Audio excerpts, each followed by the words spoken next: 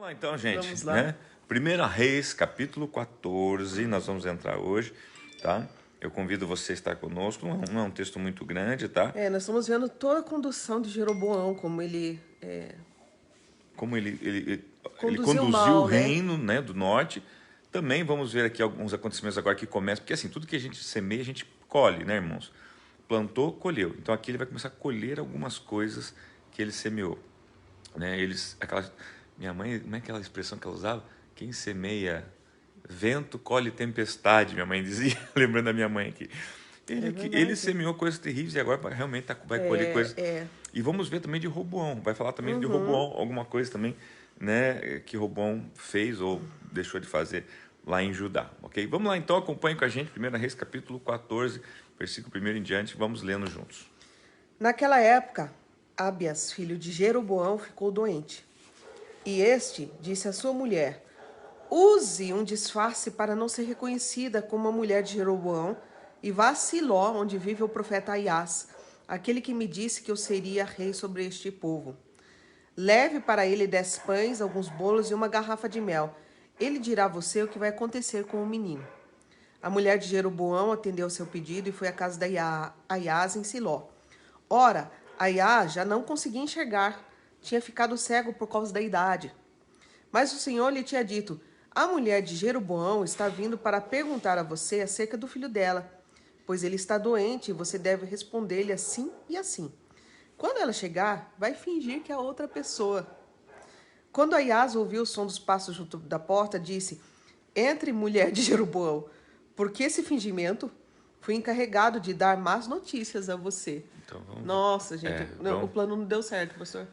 Aqui assim, vamos dissecar o texto, né? Não deu certo. Abias era filho do rei Jeroboão, ficou doente, tá? Como qualquer um pode ficar doente, né? Mas a questão aqui então é o seguinte, a dúvida, ele percebeu assim, será que meu filho vai morrer?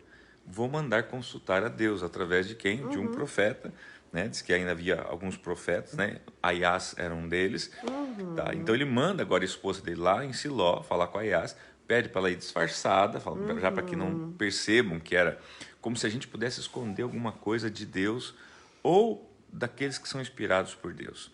Gente, porque é isso que você entendeu o seguinte, nós não temos poder de evidência, assim como Deus eu enxergo, não, mas a quem Deus quer revelar, né? A Bíblia fala assim que Deus revela aos seus santos e profetas algumas coisas.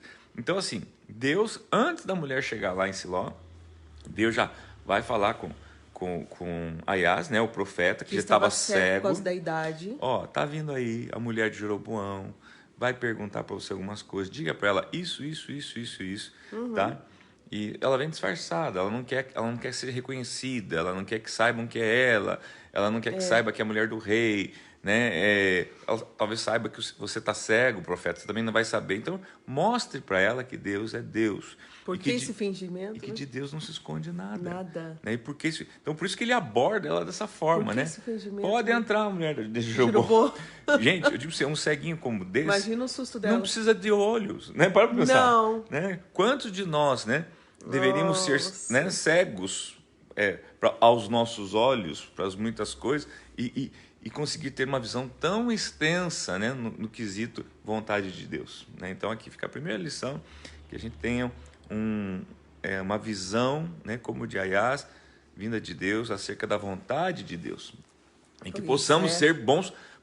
E outra, agora a gente vai ver uma característica desse profeta também, pastor, porque ele foi corajoso. Porque assim, bem ou mal, agora ele sabe que é a mulher do rei, né? Não tenta, não faz com que ela pense que ele está sendo enganado, não, ao contrário, ele pega e fala exatamente aquilo que Deus mandou falar, tá? E já vai dizendo de cara, e eu não tenho boa notícia. Quer dizer, se você vê aqui, né, está trazendo aí oferta, bolo, não sei o que, muito bem, obrigado, glória a Deus, mas não tenho boa notícia, não é boa, porque Deus já falou o que vai acontecer. Aí vamos ver então que foram essas notícias, né? Vá dizer a Jeroboão que é isto que o Senhor, o Deus de Israel, diz: tirei-o dentre o povo e o tornei líder sobre Israel, meu povo. Tirei o reino da família de Davi e o dei a você. Mas você não tem sido como o meu servo Davi, que obedecia aos meus mandamentos e me seguia de todo o coração, fazendo apenas o que eu aprovo. Você tem feito mais mal do que todos que viveram antes de você. Pois fez para você outros deuses, ídolos de metal. Você provocou a minha ira e voltou as costas para mim.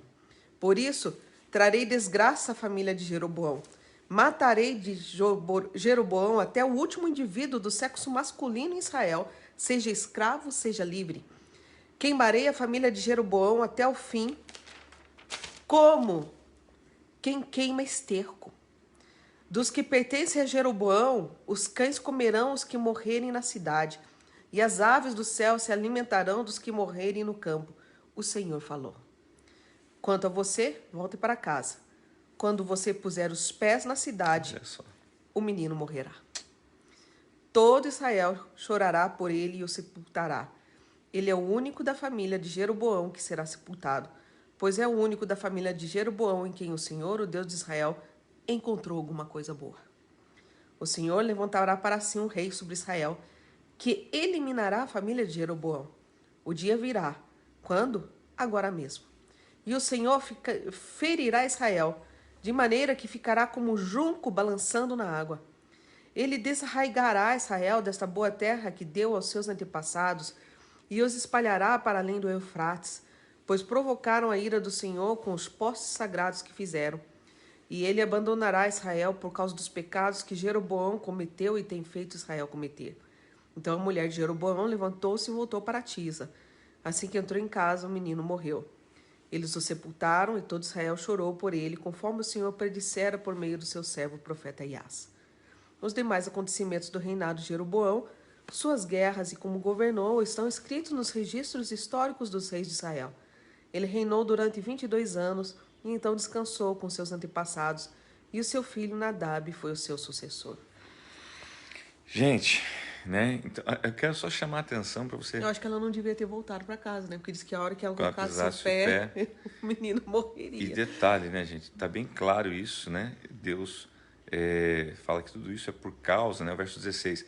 E ele abandonará Israel por causa dos pecados que Jeroboão cometeu e tem feito Israel cometer.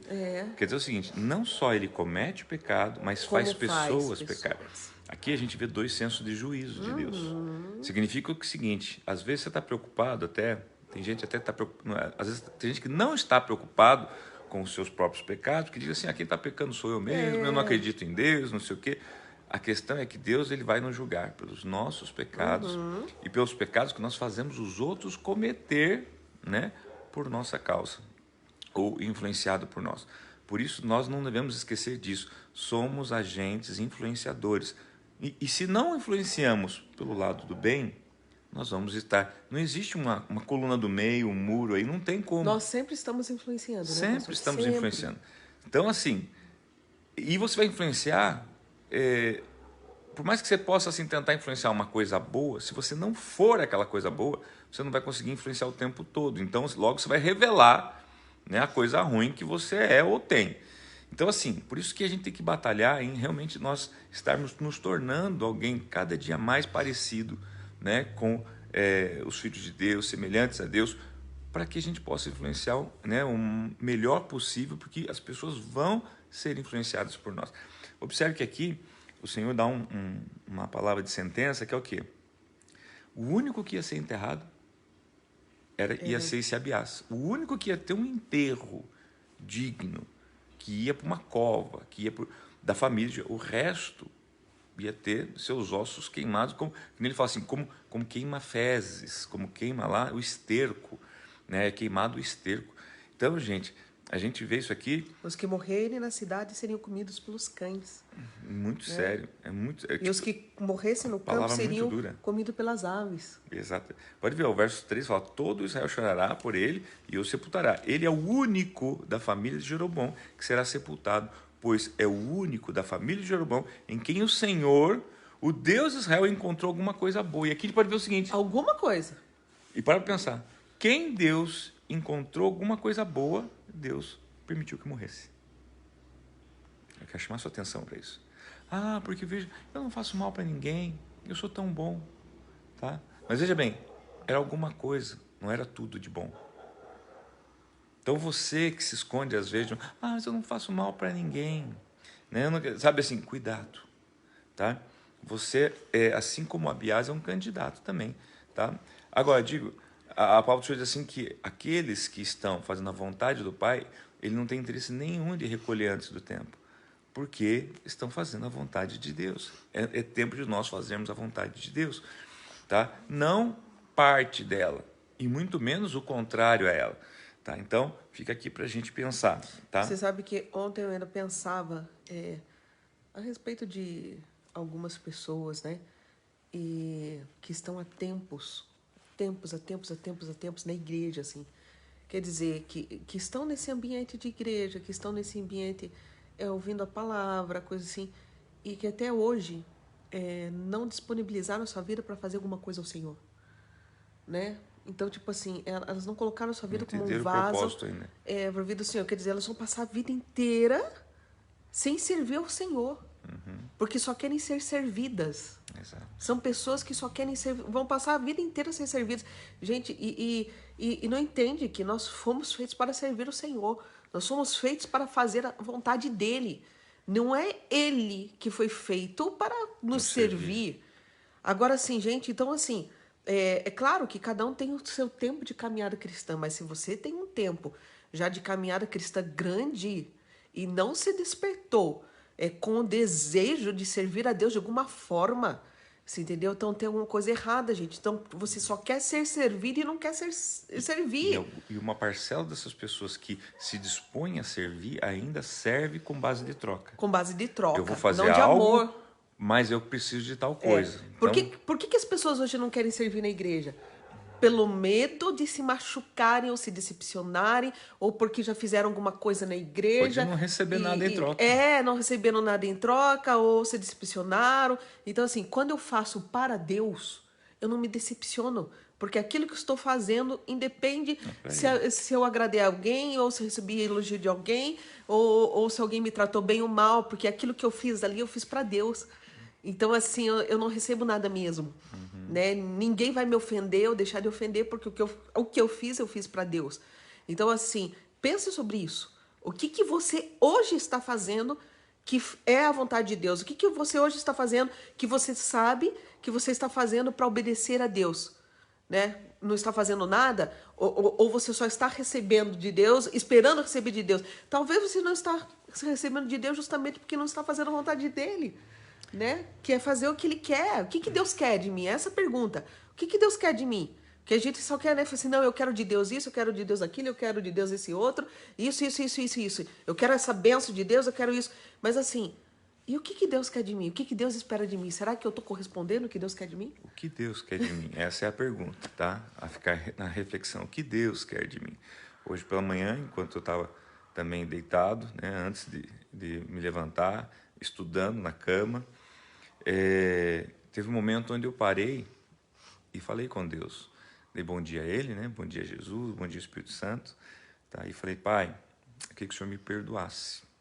Eu falei assim, porque todos os dias eu tenho feito uma coisa, né, para você em teu nome.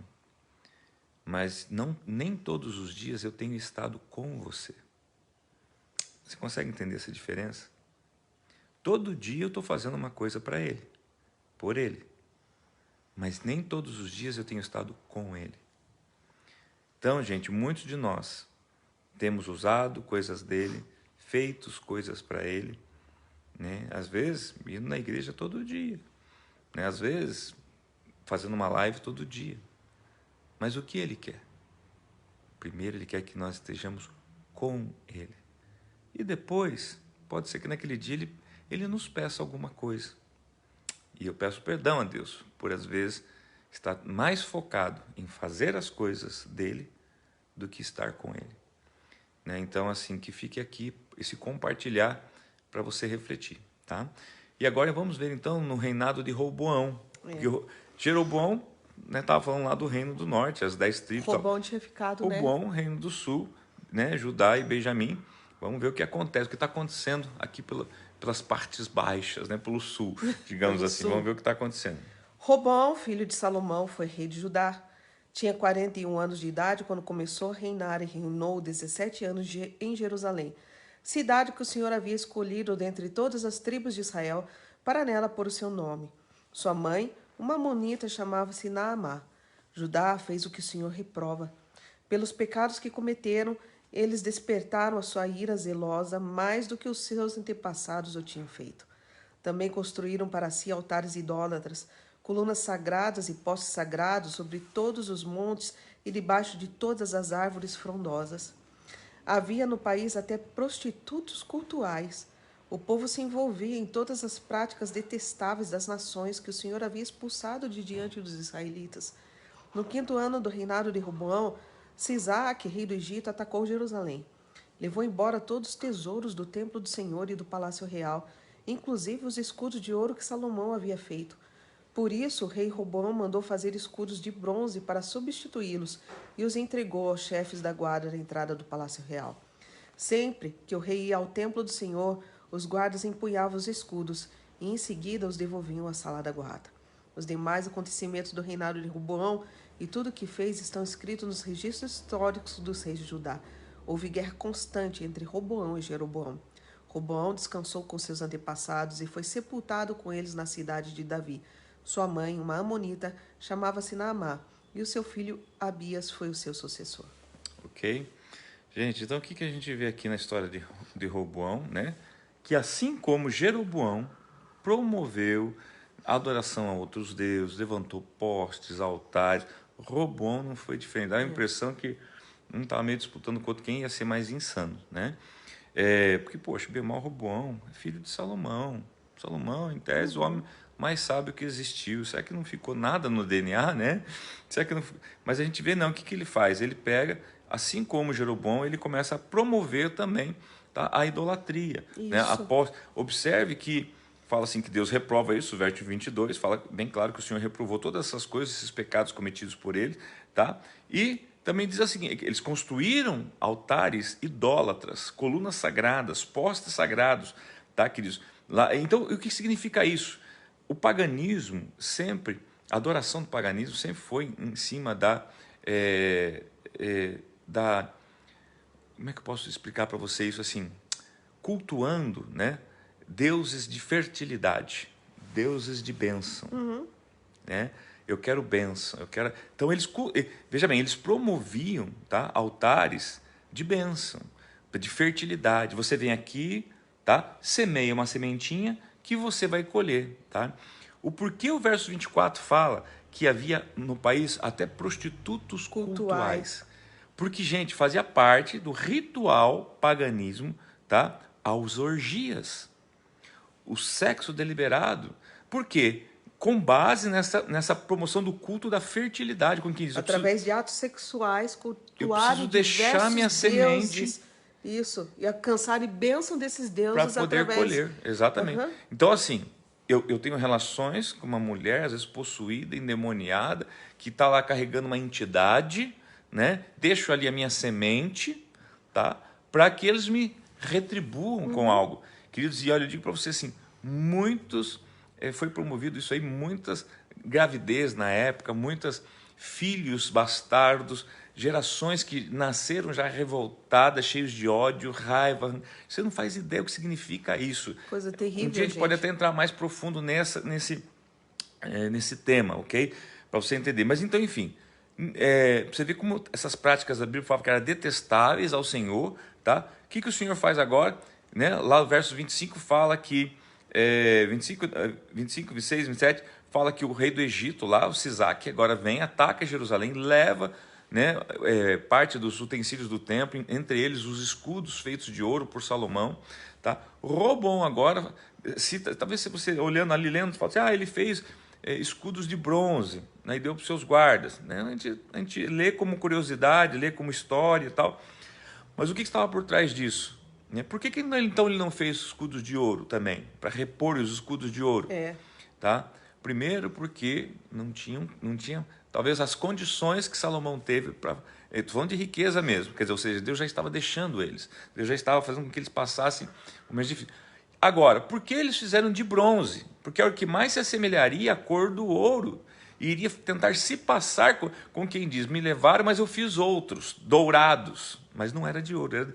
Isso significa o quê? Hipocrisia, engano, mentira, assim como Jeroboão mandou a mulher lá mentir para o profeta, dizendo, não conte quem é você, e Deus revelou.